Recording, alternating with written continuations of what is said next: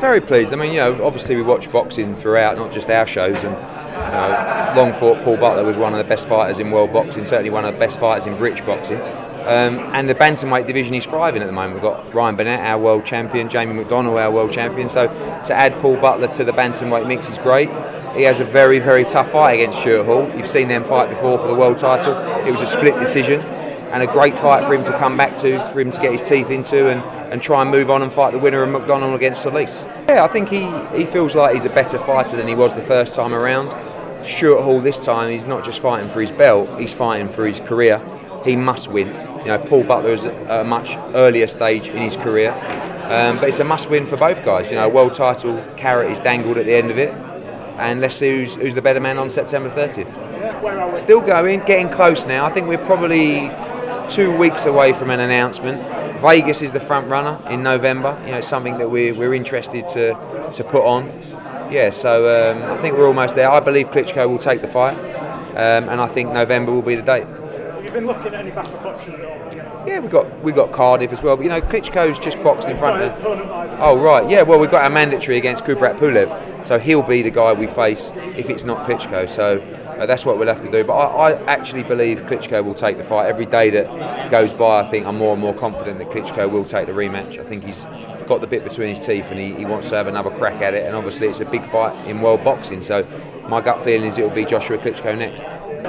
Jealous, you know, that obviously you can put on a press conference that many people turn up. You know, I think that you have to understand that from a boxing sense and a product on the night, don't expect too much. But from a build-up perspective, from a hype, from a drama, from an interest perspective, expect the world. But no one really knows what's going to happen, other than, in my opinion, Floyd Mayweather wins well. But Conor McGregor is a great fighter. You know, we don't know if he's a great boxer, but he is a great fighter. It's not like he's a man off the street. He's a guy who has trained in combat sport all his life. So he knows how to fight, doesn't know how to box. The problem for Conor McGregor is Pacquiao and Canelo couldn't hardly win a round of Floyd Mayweather. So can Conor McGregor? I don't think so, but massive event, massive hype, and I wish I was a promoter. I was going to say, from a promoter's point of view, you put it on. From a boxing fan's point of view, I mean, look, what do you think? It's tough because I think Floyd Mayweather's at a stage in his career where they're not really looking at the longevity of his image in boxing. If it's a terrible mismatch, does Floyd Mayweather care? Absolutely not. Do you know what I mean? If he had 10 fights left, he may care because he's got to continue selling those fights. But listen, you can't deny the numbers, you can't deny the interest. Let's see what happens. Do you think he would have took it if he thought he could win? Do you think he thinks I don't think he thinks he. Well, there isn't a boxer on the planet that could beat him.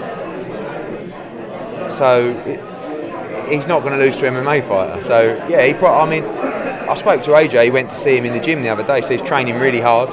But he would do. He's a pro. He's not going to just turn up and say, "Well, I'll win easy, so I'm not going to train." So he'll do the same thing he does all the time. But yeah, I'm sure he knows that he should win in style.